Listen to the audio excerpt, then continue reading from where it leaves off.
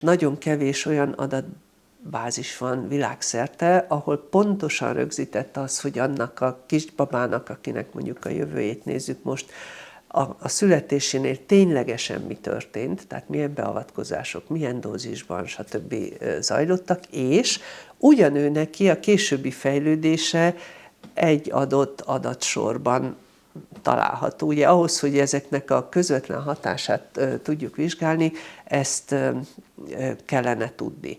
Többek közt ezért van az, hogy az oxitocinnal kapcsolatban, mármint a szintetikus változattal kapcsolatban több komoly szakmai társaság megfogalmazta azt, hogy egyszerűen nem tudjuk, nem ismerjük eléggé a hatáskörét, illetve azokat a főleg távoli hatásokat, amivel kellene számolni, hogy egyáltalán alkalmazzunk egy ilyen jellegű kémiai beavatkozást. Egész konkrétan a 10 legveszélyesebb gyógyszer közé sorolják be az amerikai rendszerben.